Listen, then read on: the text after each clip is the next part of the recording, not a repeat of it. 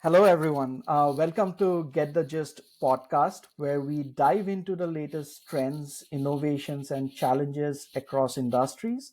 I'm your host, Ruban Phukan, the co founder and CEO of Good Gist, where we enable businesses with AI assistants to automate email and document processing workflows. Today, we have a very special guest. My guest is Chris Jarvis, a seasoned supply chain executive with over 25 years of experience in driving commercial success through strategy, technology, and team leadership. Chris is currently the CEO at Ecom Logistics, a company reshaping e commerce fulfillment and last mile delivery. So, with the growing complexity of global logistics, rising customer expectations, and the impact of new age technologies like AI and automation, there's a lot that we have to explore today. So, Chris, welcome to the show. Nice to be here, Ruben. Thanks for having me. Look forward to our discussion. Great. So, just to get started, right? So, Chris, can you share a little bit about yourself and what does Econ Logistics do? Yeah, I'll start with myself. I mean, I guess, trained industrial engineer, right? So, my business background, my orientation is really process optimization, all things data. I love it. Being curious and inquisitive has been what I've been doing for most of my career. I started my career in retail, moved to 3PL, spent a great deal of time with DHL, Metro Supply Chain Group, and I think the last 7 or 8 years have been focused really on emerging technologies, startups, last mile delivery, returns, digitizing the e-commerce returns process, reselling of labels, doing some work with Octane. And then most recently in the last few journeys have been, how do you scale and develop small companies in the space? What is the future of third-party logistics? What is the future of e-com retailing? And how do you execute supply chains? How do you create new ecosystems? A great deal of data, a great deal of process, and people alignment that's required to take us into what I like to call the e-commerce first era, right? Where more and more people are choosing the first channel as e-commerce for their shopping needs, and the demands and the complexity of that are exciting and they're fun to be part of. That's me, and it's almost the exact same answer for e-com. E-com is a small 3PL located in Canada, Toronto predominantly, but operations in Vancouver and Montreal, expanding rapidly and growing. A family owned business, I should say, family owned and kind of rooted in family values and driven by innovation. How do we create the shopping experiences? How do we leverage the technologies to take the burden of complexity and simplify it for merchants and brands, so that they get more connected with their consumers and we become the service provider for the modern e commerce first era? That's great to learn about your background. That's quite a rich experience and great to see how you have transitioned from the engineering side to all the way to optimization and process side of things. So really excited to have you on the show. So before we dive into like logistics and technology, right? I want to start with something fun. I've learned that you are a avid golfer, so maybe let's start with something on that note. So like they say that golf is a old man's game, right? But anyone who actually plays knows that it's a lot about precision, strategy, and adapting to like changing conditions, right? Yeah. And I'd like to think of it as much like what is happening in supply chain and logistics today, right? So it's almost like one wrong swing and you are in the bunker. And the same with supply chain, where one miscalculation in logistics and your inventory goes into haywire, it's in a bottleneck, right? So being a avid golfer, do you see any parallels between the game and the fast moving world of e-commerce logistics? I think it's a great analogy, Ruben, and very astute of you to figure out I'm an avid golfer myself. So yeah, this can get pretty deep and pretty precise because I think there's a lot of parallels. Just like in golf, success in logistics comes down to a mix of strategy, execution, and adaptability. And more specifically in e-commerce, the pace is relentless, right? So customer expectations are higher than ever before, and the margin for error is smaller and smaller. Like in golf, you've got to plan your execution, and you've got to be precise. So I think like reading the course, and anticipating the demands, the weather conditions, and all things like golf. It's the same for e-commerce. What are we up against? What are customers throwing at us? How do we become adaptable to the outcomes that may present themselves? I think it's another parallel that comes to mind is also learning, right? And learning from your misses, as you if you're playing golf, what's not working in your swing, what is working, how is the course reacting today? Are the greens fast, are the greens slow? And in e-commerce, of course, you're always picking up those signals, right? Weather changes, delays are happening, demand is surging, we're picking slower, we're picking faster. How are we adjusting? How are we staffing? How are we communicating to our teams? How are we connecting partners to the ever-changing landscape? And really, for us at Ecom, it's just a day-to-day. How do we become more and more real time? How do we become more and more proactive? So that, to your analogy, in the game of golf, it's letting go of that shot you just missed or that great shot you just had, and thinking about your next series of plays in the game. We kind of take that same point of view. I think for our delivery team, it's a 6 a.m. to 10 p.m.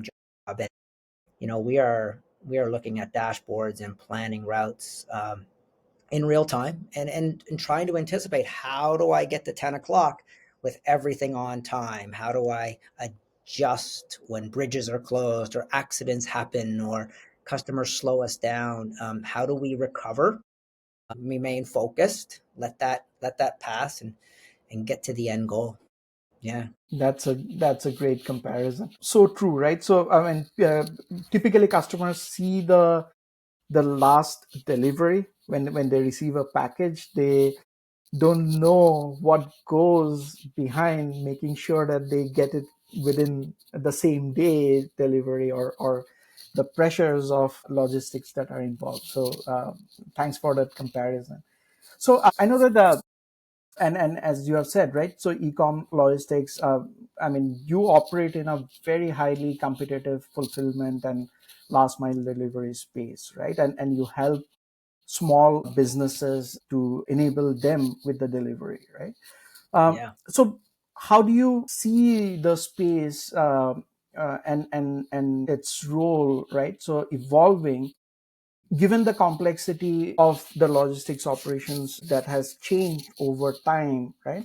And how do you enable your customers to compete with larger players in the market? Great question. I mean, honestly, it's different. It's difficult to separate yourself, right? I mean, I like to talk about it in a very simplistic way. At the end of the day, we move boxes. It's no different than all our competitors. But I think what does make us different is how we do it, how we approach the problems, and our ways of work. Like I said before, we're a privately owned company. We value family tradition, but we seek innovation at all cost, and we take curiosity and every opportunity to push the boundaries of what we believe a modern 3PL in the e-commerce first era needs to be. So that means for us, we go all the way from port to door, on behalf of our customers. We are building a freight department who can take care of, getting things moved internationally and getting them LTL or routed to the warehouses as required, all the way through to pick, pack, and ship in our own trucks, making for,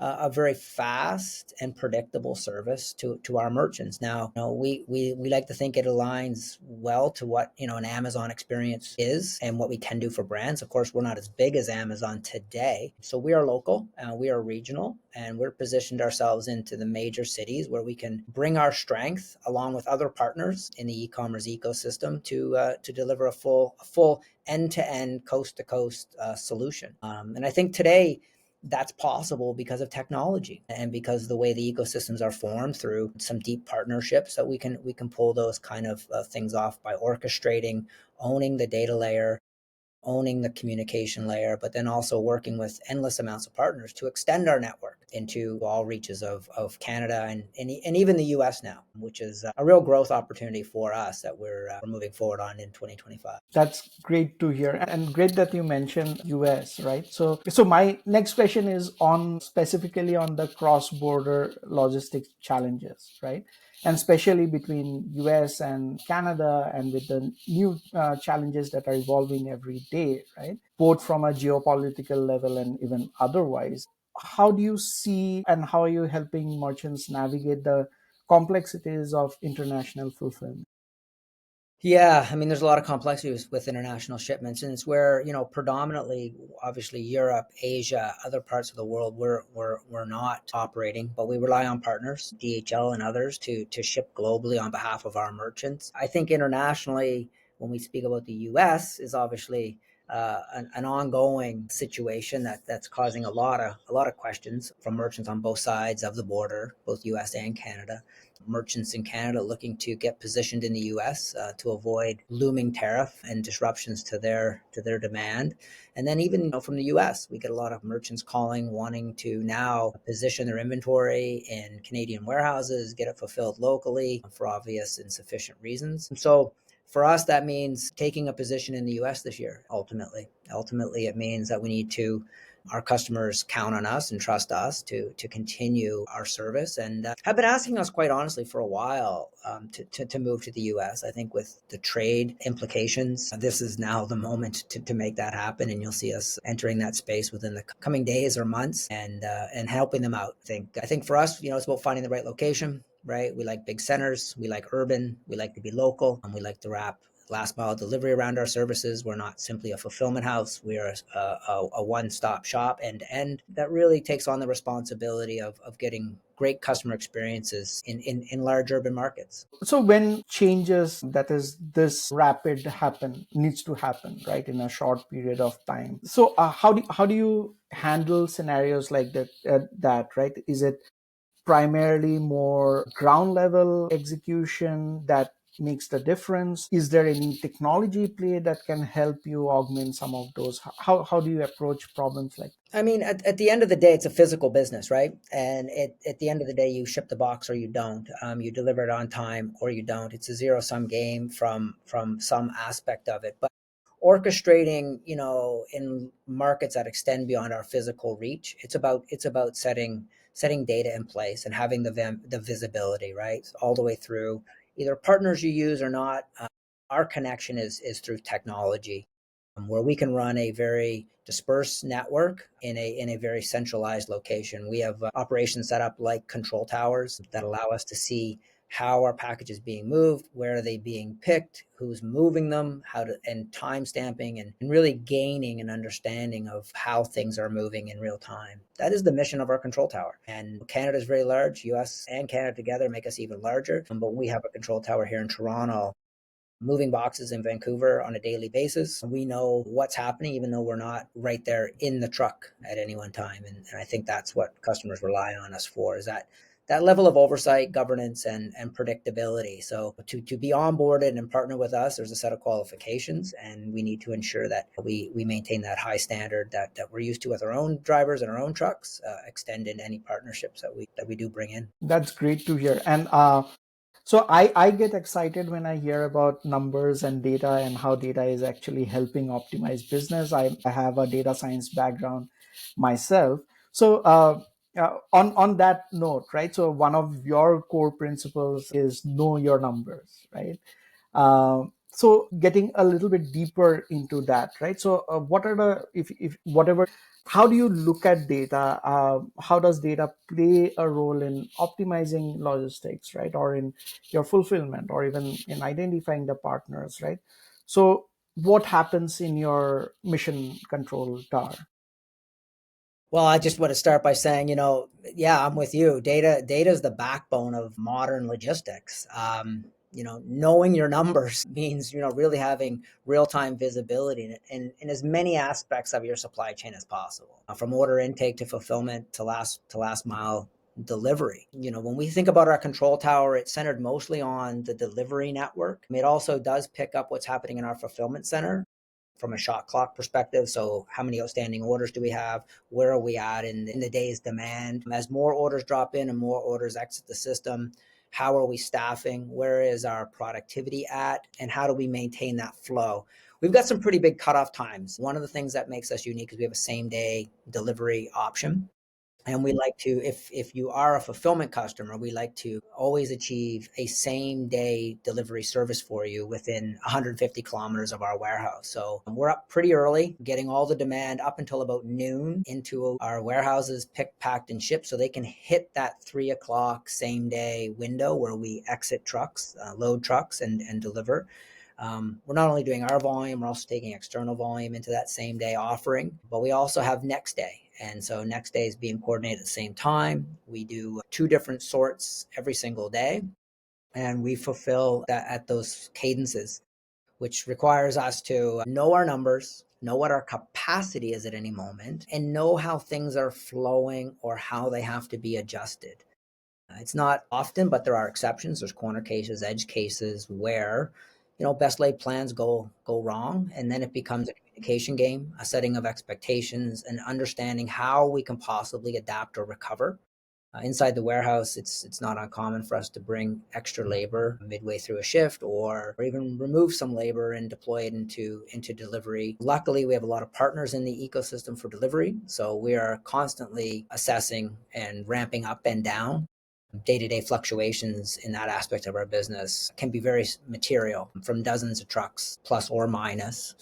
So on a daily basis, we are constantly looking at the flow and anticipating as the day goes on, how much more daylight do we have before we're not on time, and what are we doing to ensure on time? How are we recovering if we need to? But I think once you get into this real time execution position and you're looking at it through a dashboard lens, through a control tower lens, with all the right tools and communication in front of you, obviously with the ability to reach out and adjust is the key. It's funny because we do next day and sometimes we do scheduled deliveries, and what we're finding is the more real time you become, the Mm-hmm. less you actually succeed in being scheduled. We sometimes have this thing where next day would be easier, or 2 days, or scheduled. We could all schedule it and plan it. But once you get going on a real time system of same day, what you find is you're better just to react of what's in front of you, and you learn how to react within that same tolerance, makes you even a better operator. I think that's a learning. I think that's something we've learned over time is, once you get real time, you kind of always just put everything into real time and react, because it works out just as well. Mm-hmm. I think for us personally now, we're at a place where if you told me you had to schedule and plan everything for the next 30 days, that would be very hard for us to do. Mm-hmm. We're tooled to get up and deliver the goods as fast as possible. And so you have this beat of the drum that you follow, and Right. what the corner cases are. Yeah. I don't know if that completely answered your No, no, question, absolutely. It you but did yeah. right, and it also brings up very very interesting discussion points, right? So, like you have said, I mean, historically, logistics have been more of a scheduled business rather than a real time business, right? But with how the markets are evolving, how the customer expectations are changing, Hmm. so balancing between the two has become a challenge. Now you add a third dimension to it, which is like sustainability, right? So as sustainability becomes a major focus in logistics, and customers don't just want fast shipping, they also care about the environmental impact of it, right? So how do you balance like speed and cost efficiency and sustainability, right, all together? I mean, what are the challenges that you see in making like logistics greener while staying profitable? Yeah, I mean, I think sometimes that's perceived with real, differences, right? Can I be sustainable, or can I be fast? I think ideally the way you position it is it becomes one and the same if you do it right. And I think our business model allows us to achieve some of those synergies that may otherwise not have happened. And it's because we're formulated to be local. So we like density. We know electric trucks can't go forever. I mean, so we run them on dense routes. We know packaging requirements can be a lot of waste when you overpackage, bubble wrap, seal, etc. One of the luxuries we have is when we pick items, they're going into our trucks. Not all orders, but a good portion of them. Toronto, Vancouver, Montreal, they're going directly into our truck. So we can handle them differently. The material handling can lessen the package requirements, and we can do different things as a result. We can handle larger weights sometimes, we can handle different dimensions, and we can get them on the truck safely and without the need to really undergo all this wasteful packaging that happens. We also know, like, some of our densest routes in downtown Toronto work really, really well for electric vehicles. We're very proud of our investment in those vehicles and the efficiencies um, that they make for us on a cost side. Equally, we're proud of the environmental impact that we're achieving and having the luxury to present and talk about. Removing the waste from packaging, remaining an electric vehicle and utilizing that in an urban dense scenario from order to door. And we really optimize as sustainable as possible today the footprint. I think beyond that, you can talk about route optimization and other things that obviously our technology stacks help us with. But yeah, I think sustainability for us, and at times it maybe the ROI is not there on day one, but it's about seeing the future and just understanding where we need to be positioned longer term fuels us to do the right thing. And more we're seeing those investments are paying off. The generation of electric vehicles we have, they don't get charged every day. They get charged every second day. They have no problem contending with the Canadian weather. When we treat them right and maintain them, they're working fantastic for us. Now, Canada's big and we have long routes in other areas, and we rely on partners, and sometimes it's still traditional ICE vehicles, for example. But more and more the role we play, in a core e-com fulfillment scenario from order to door is becoming more and more sustainable. That's really great to hear the kind of efforts that you are taking and the kind of optimization that you are doing on in the urban scenario versus on the long haul routes, right? So now, one one of the things that you mentioned about route optimization and things like that, right? So AI and automation is said to be like reshaping the 3PL landscape in a significant manner, right? So where do you see the biggest opportunities, and how much of AI are you internally leveraging in your organization, right? And what are the potential risks that you see in integrating AI into logistics? Yeah, great question. I mean, the AI universe is huge. We've got vendors talking to us every day about the new and emerging use cases. So there is definitely a lot of them for sure. The ones that excite me are really the predictive analytics and the real-time decision making that it helps us contend with. AI can help us anticipate demand surges, optimize delivery routes, reduce cost by dynamically adjusting and changing conditions. So the speed at which AI can consume data, we really see it enhancing customer experience ultimately. And I think that whole space excites me. Dealing with 350 million Americans or 35 million Canadians, AI is allowing us to create customer experiences that are tailored and anticipating unique things that we just didn't see before. So that's probably the initial thing that's exciting me. And there's lots of detail in that AI can pull out. The other one is automation in warehousing and sortation is another major opportunity. AI driven systems, increasing throughput, improving accuracy, reducing labor cost, and really teaching merchants and showing ourselves how to best position warehouse inventory and what decisions to be made. I mean, we're seeing an ability to make better and better decisions through AI all the time. Human error and being removed and real time accurate decisions being made by machines is pretty powerful stuff. However, to your question, it's not without its risks. We can become over reliant on AI quite easily without maintaining that necessary human oversight.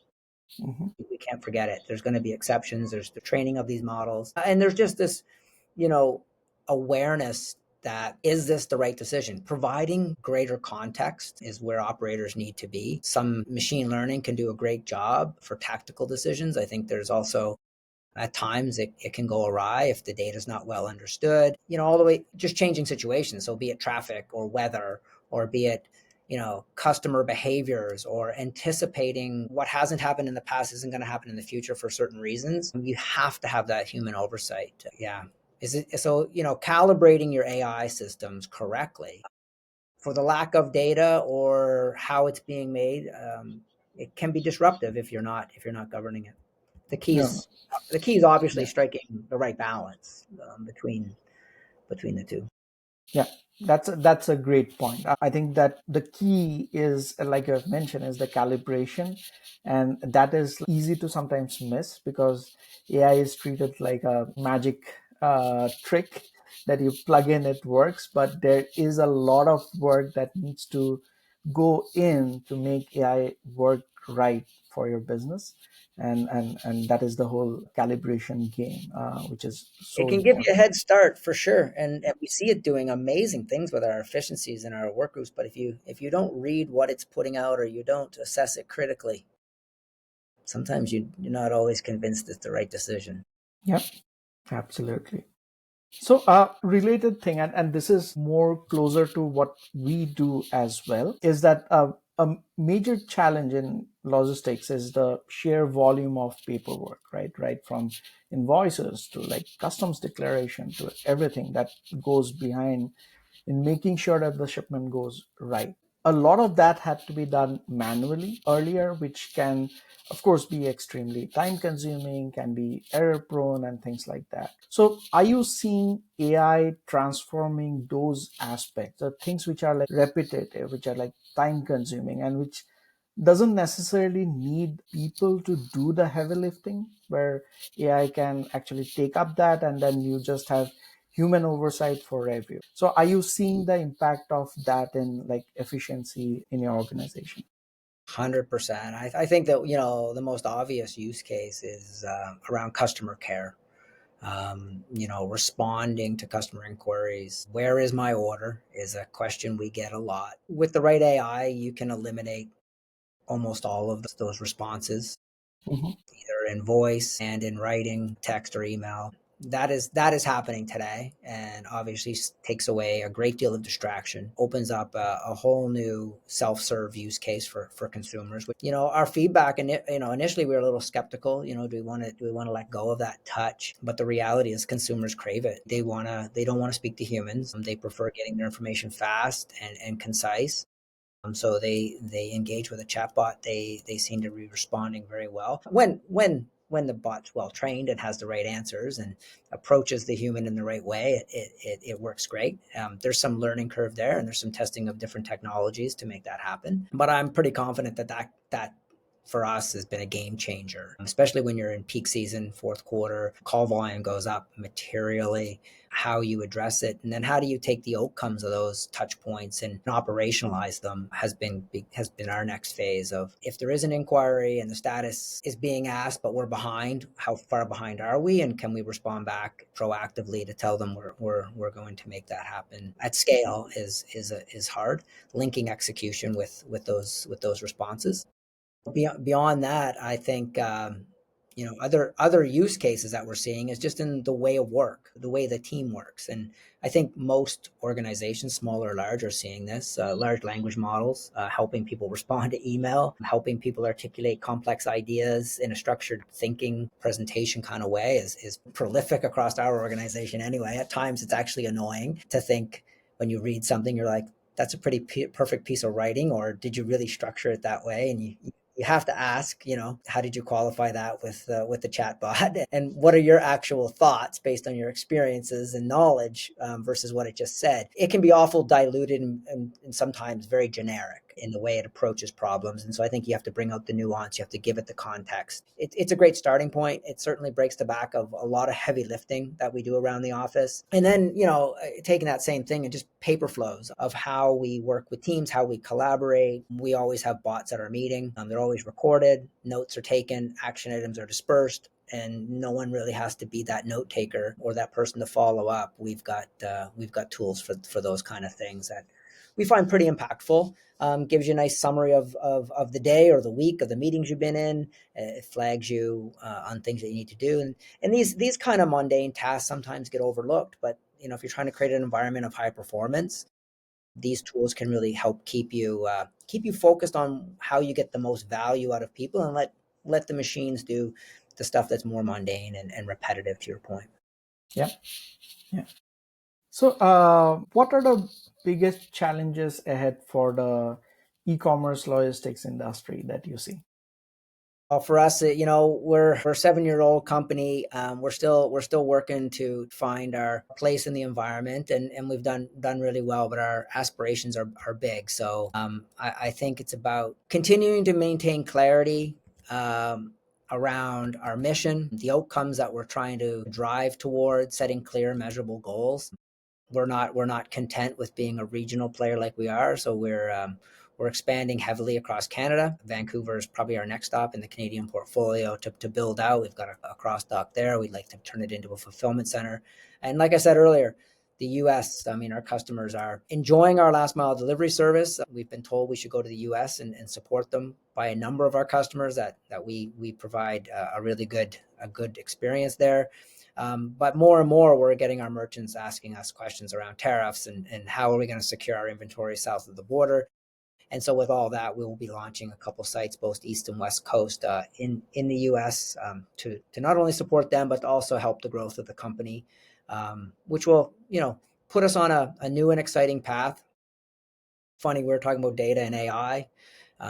With our moves and expansion, we're reviewing WMSs at the moment and seeing how these vendors are incorporating AI into the base application is pretty darn exciting. Letting it work throughout the WMS database and pull out those insights. We're tremendously excited about that. And last mile is a continuous upgrade and tech stack evolution to keep it leaner, meaner, tighter, and to create more real-time dynamic capabilities. We're working on some of that right now, where removing and eliminating second attempts, improving customer experience when there is a failed attempt, helping us change dynamically routes throughout the day. If there's a pickup, if there's a return, if there's other things that may either opportunistically should be put into a route or can be put into a route, allowing AI and systems to do that juggling in concert with a control tower concept, because we govern it the way we do, the way we structured it. We can allow these dynamic solutions to be brought to the market quite readily. And we're just building out some of the tech to help us do that. Our platform gives customers visibility to all their shipments, and there's probably too many exciting things happening for such a small company. I think we get distracted and curious by the evolution and the innovation that's taking place in the market. And it's a balance between maintaining focus and execution and building the next layer of the company. Mhm. But I think 2025 is a great year for us to invest and take a larger investment in the market. And that's exactly what we're doing. We think we'll emerge in 2026 with a really strong position. That's excellent. So on that note, right? So because you as a company, you yourself and as a company, you are on the cutting edge of technology, right? So you are putting in the right data controls, the control towers, the AI capabilities, EV and sustainability practices. Let me ask you a slightly futuristic question, right? So what do you think would be the next big disruptions in logistics, right? So what kind of technology innovations are you most excited about, or you, if you have to predict something that, yeah, this is what would happen next and it will be huge, right? What would that be?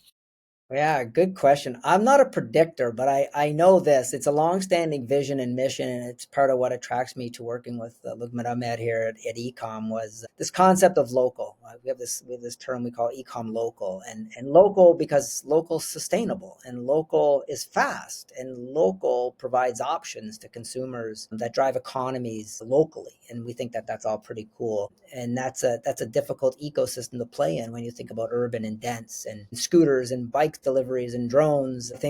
I think how we get stuff is going to matter significantly in the urban landscape in the coming years. When my kids and your kids consume everything online, we can't have delivery trucks going down every road every day. It doesn't make sense. It doesn't make sense for the environment. It doesn't make sense for the consumer.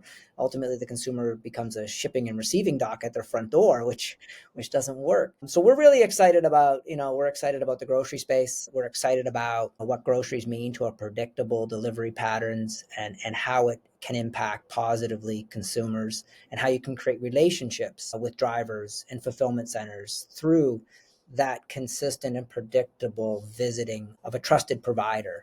We think that that's a big part of what a 3PL's role is in the future, is to be a conduit. So we like the idea of merging multiple use cases. So I'm delivering, I'm returning, I'm bringing the groceries, but I'm also bringing your shoes that come with the groceries. Orchestrating those type of synergistic network plays we think is important. We also think it's really interesting and innovative. Don't know exactly where that leads. Not a maybe always a visionary, but more of a strategist. And we're thinking today as to how do you pragmatically make those things work, and what will it mean to consumers? And if it's important to consumers, we know brands will love it. For us, we love our merchant partners. They afford us the opportunity to work with their consumers. But we know our innovation and decision making comes from what do consumers need and want, and when we solve their problems, um, we think we're onto something when that happens. And so we know today you get too many packages, too many deliveries. You never know who's bringing it, when it's coming, who stole it, where did it go.